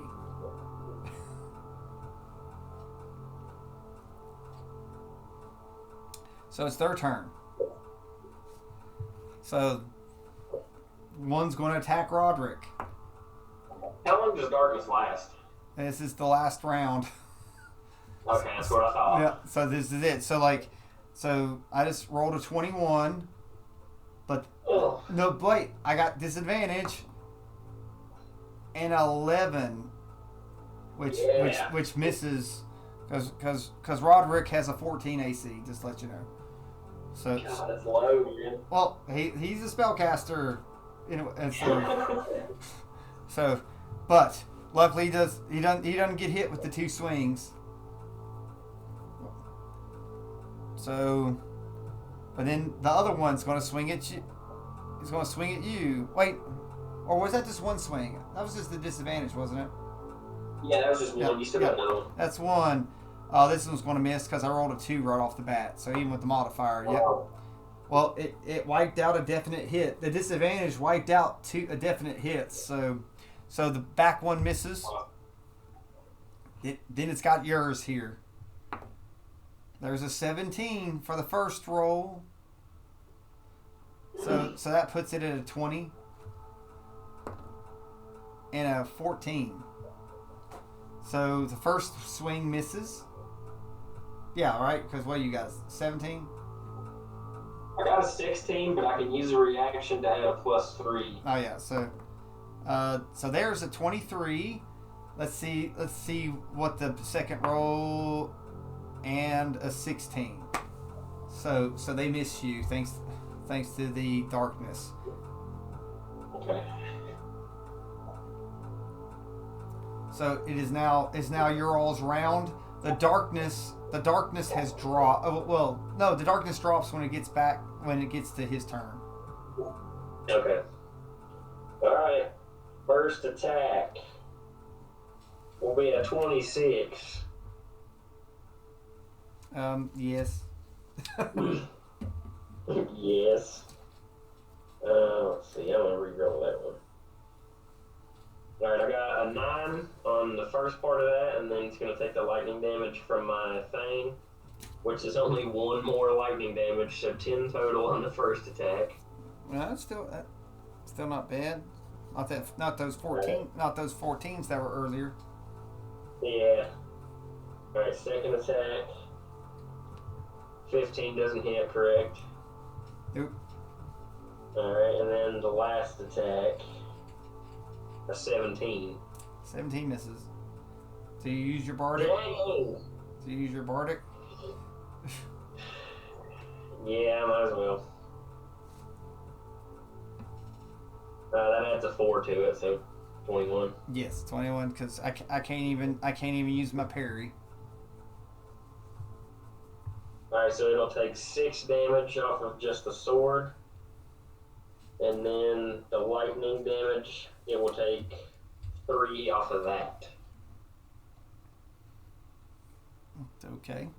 So it does not to look well. It does not to look well. So, Thane goes, "I will help you, Roderick," and steps up. So, first swing, miss with a 16. Second swing, it was an 18 and it flipped over to a 5. So 10. So he misses. But he's going to take his third swing.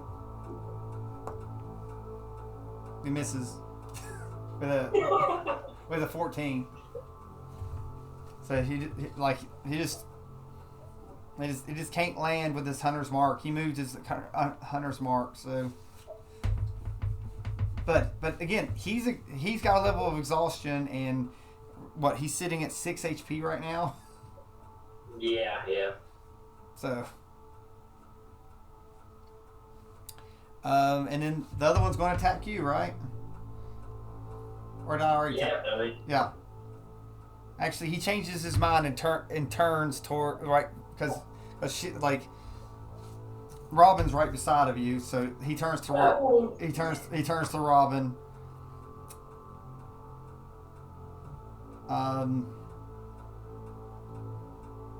That's a hit with the 17 on Robin, and then swings again with a 24.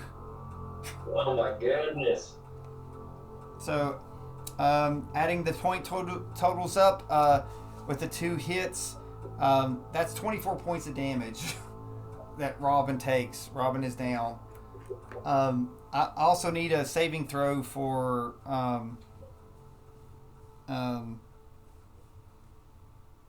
Call. I almost forgot that one because she's got one. Right. She's got 1 pass, so she's +3. +3. All right, let's see. Yep. Just don't roll a 1. 18. Ooh. So that's 2 passes.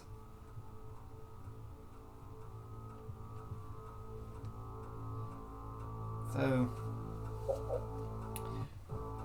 even though she's afraid to do it, she's going to call out with that 18 and throw a bardic at her last bardic at Thane. All right. But it has the ire of the paladin that's right there beside of her.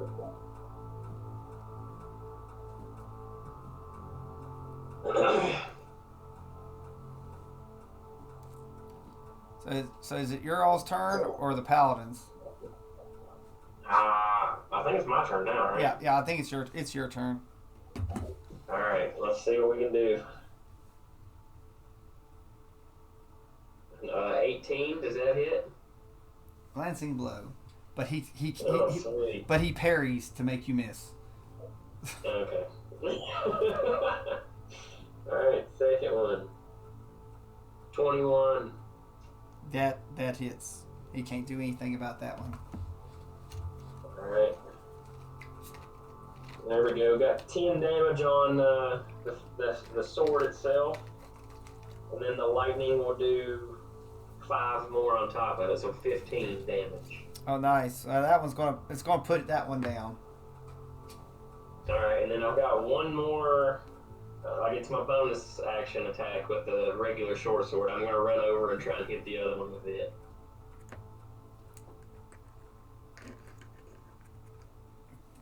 Okay. And 16 misses. Yes, it does. So Thane is upset.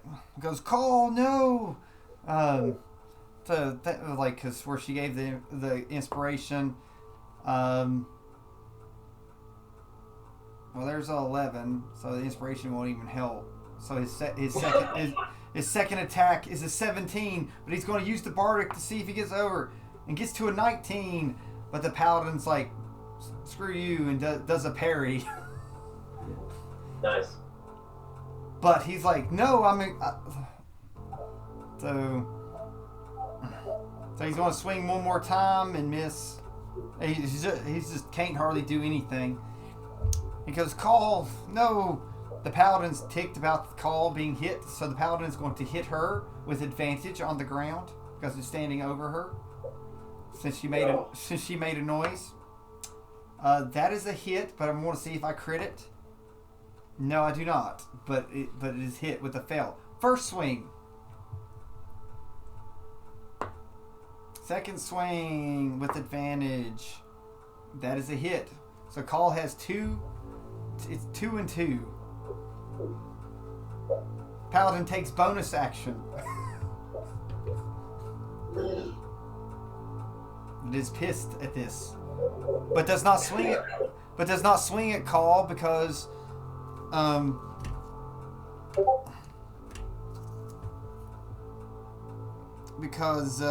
Robin is there at his feet too. So he's going to try to stomp her. Oh my goodness. That is a 10. It does not hit her. All right. So its turn is done. All right. Well, I'm pissed. Like no one hits your friends when they're on the ground. The first one misses. 18 on the second one. A glancing blow. Alright. I'll roll a 10, so it'll take 5 off of the sword, and then the lightning damage, it will take 2 off of that.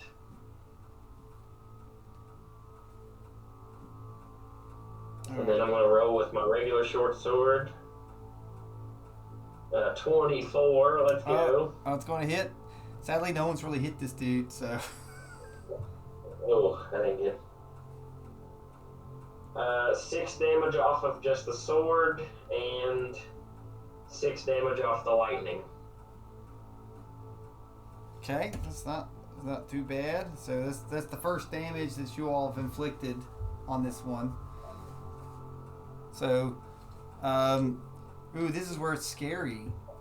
Call saving throw. You know, I roll. What's he got? Plus 2 or 3. Okay. 14 with the plus 3. Okay. So that actually puts them back to 0. Sweet. So no fails, no saves. But that's way less danger. So now Roderick is up, and he's been doing something. Mostly trying to figure out what to do, which rune to spend. So he wanted to cast darkness again, but he was afraid that it would affect everybody. But now he doesn't know. So instead, he uses a false life rune on himself. Probably not a bad move.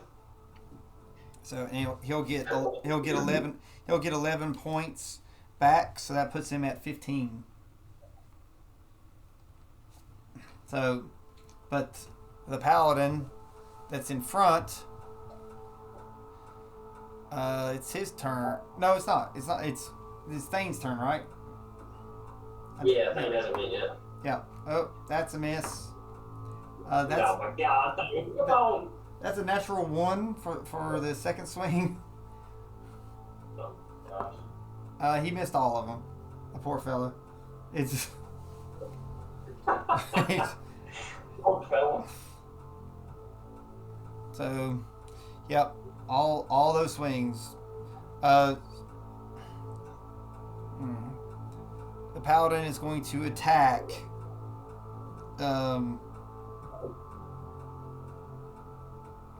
Knight. Oh, misses on the. Wait, no, I've got advantage. Misses the first one. It's going to hit. Yeah, it hits the second one by a lot. So that's 1 fail. And then it's going to take the bonus action, try to keep putting it down. So it's just added two fails back tonight. Great.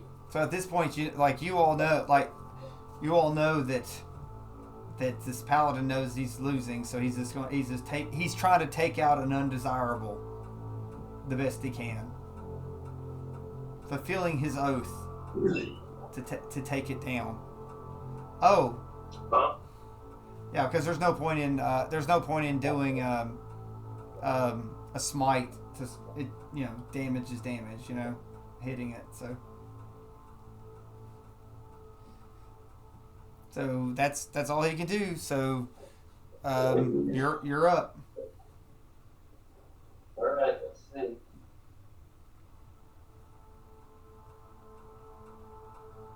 $17 for the first one, misses.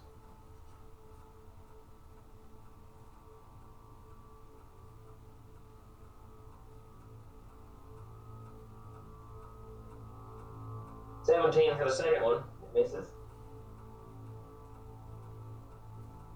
And 12 for the third one. My goodness.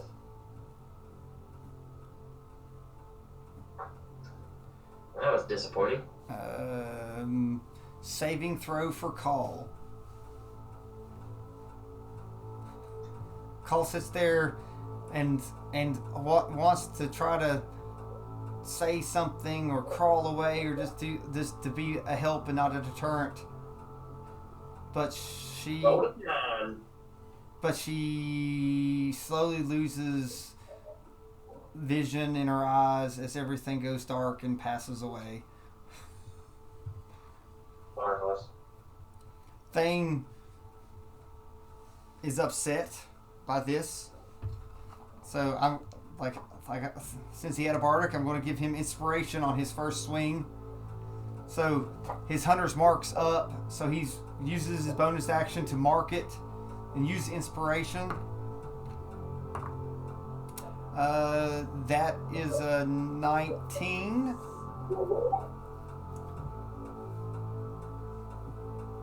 But the thing parries him. If only he didn't have exhaustion, it wouldn't have been a 19. It'd have been a 20. And he doesn't have a bonus action to swing again. I actually need 2 saving throws for Robin. I forgot the last round. What is... first one's a 15. Pass. Is there a modifier at all? Robin was a 2, wasn't she? Okay, well, that would be another 15 then. Alright, so Robin is actually going to use her pass action to try to grapple the paladin, so you all can put it down, hopefully, and hold it in place. Alright. She fails with a 17.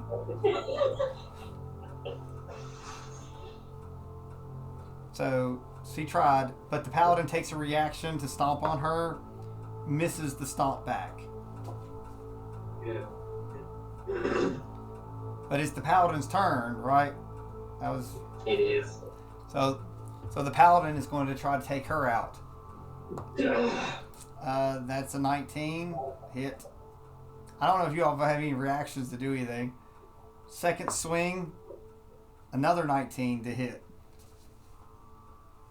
But that's only that's our only fails, right? So she's down to 2 fails. Yes.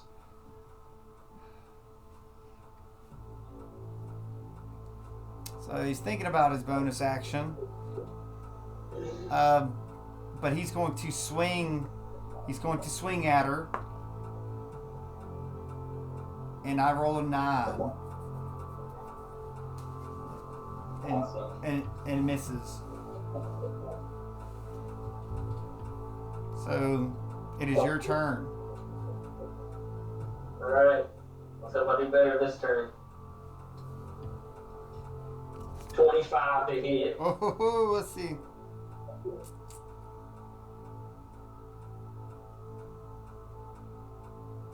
Uh, 7 points of damage on the first one, and then we're going to do the lightning damage. It'll be 2 lightning, so 9 total. Oh, good. 16 on the second one, so that'll miss. Going for broke, huh? Not trying to break out any spells or any abilities. And then a nat 20 on the regular short sword. Oh, so it's just a shame it doesn't have the bonus on it. So that'll be, it's only 10, but whatever. It's still 10. He's bad shape right now. And then he'll take 6 lightning damage off of that. Oh, he's like it's rough. So he's struggling. So I'll tell you, if Thane hits him, he's probably done. But he's got to hit him. Come on, Thane. All right.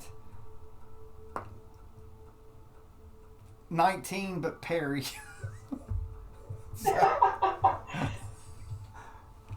So that exhaustion's killing him.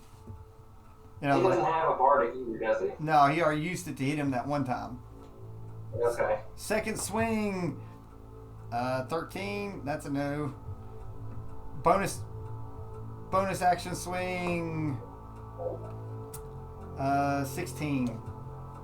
It's not good. So, that exhaustion's destroying him. Yeah.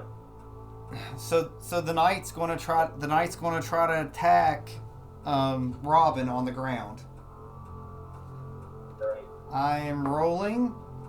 First swing, 10 misses Robin. Oh wait, I have advantage because I'm standing over. Huh.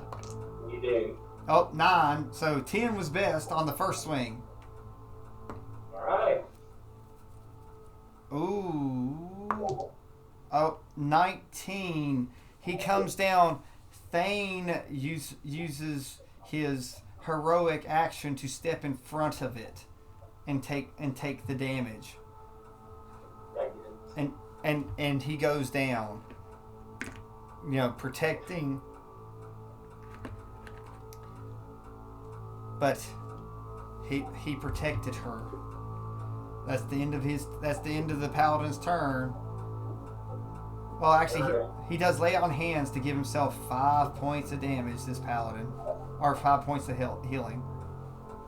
Alright. So it's just you and Roderick who can't really do much because if Roderick could cast the spell, he's going to get popped. That's why he's like stuck. Alright, let's see what I got. Another nat 20. Oh.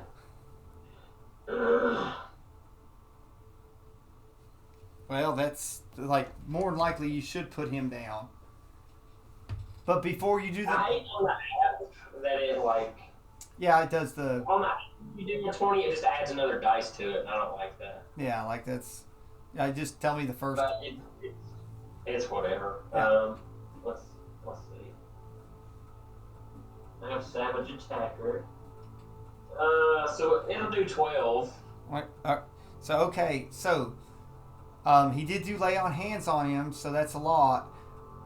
Is it 12? So your lightning's going to put him down.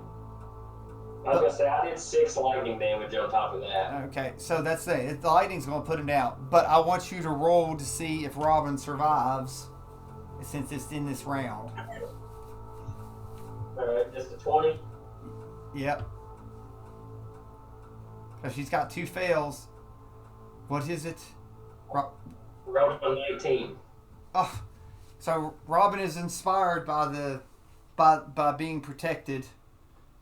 So she's like, I can't die yet. So he goes down. So do you have anything to help Thane and Robin? I got a healer's kit. That's all I got. So everything. Well, like you do a medicine check, but which if you fail though, What's can Robin give me that help action? No, she Robin's on the ground. She's dying. She's got two. She has two fails. She has two fails. So that is not in the wheel. Because I have a +0 to it, so it's just whenever I roll. Yeah.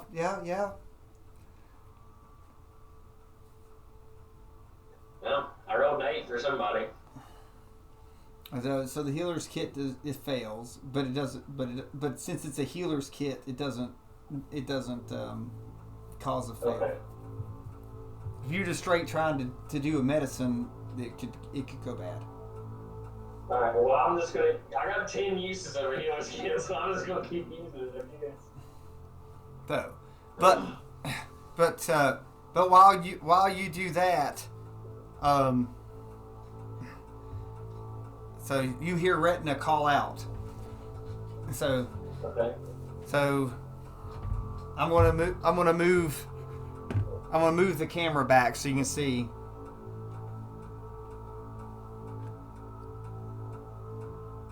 All right.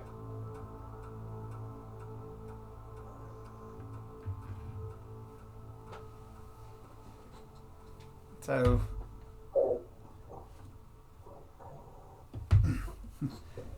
the mage has knocked Retina down and is standing looking at you. And you see the mage have this staff with 7 points on it, and it points it towards you all.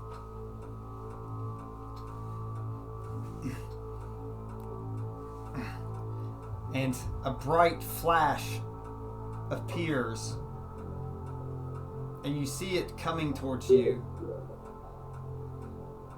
And it starts to widen like it's going to pop and explode. You recognize this because this is what happened before. You saw the flash, this come through. But things appear in front of you. Animals and riders.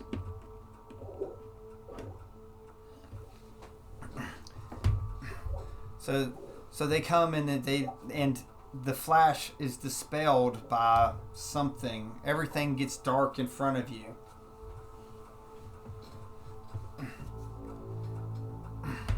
And 2 black panthers come out of nowhere.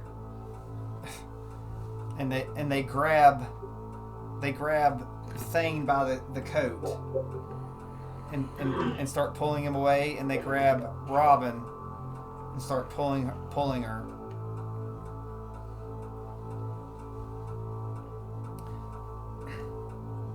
So an armored panther comes up and motions towards you and towards you and Roderick. It's like, do you get on?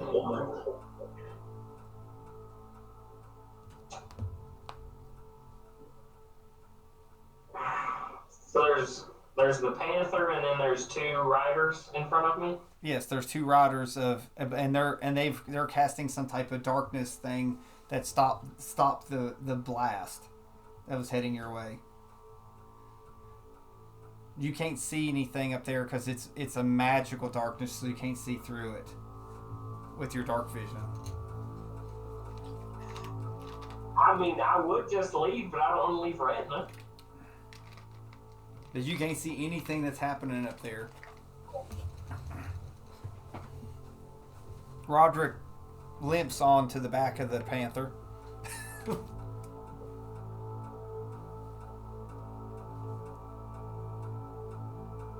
He yells, he's like, Colin, come on, we got to go. It's like, we have to trust that Retina's strong enough.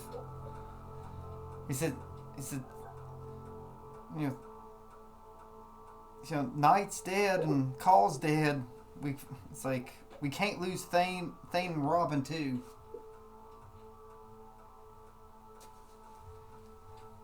It's like, do you leave? I don't know if So it's your choice. Do you leave? I'm gonna roll for it, and we're gonna go off of that. I'm just gonna roll a 20. If it's even, I'm gonna stay. If it's odd, I'm gonna leave.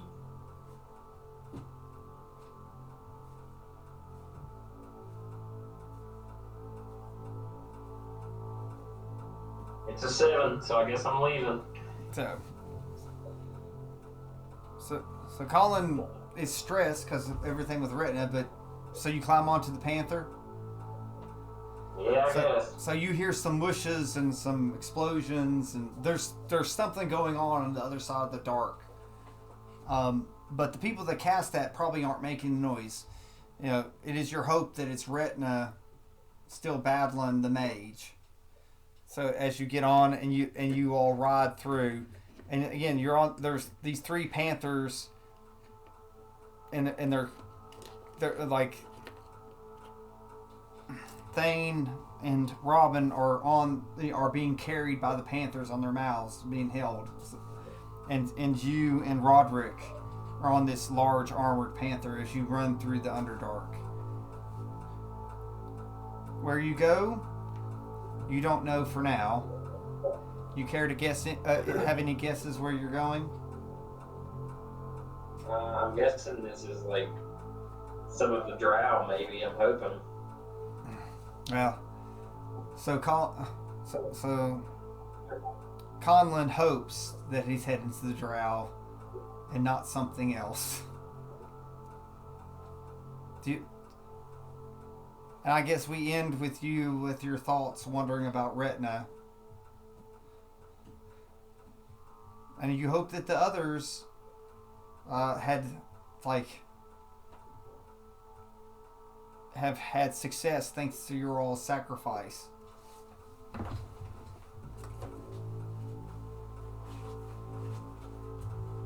We'll see what happens next time.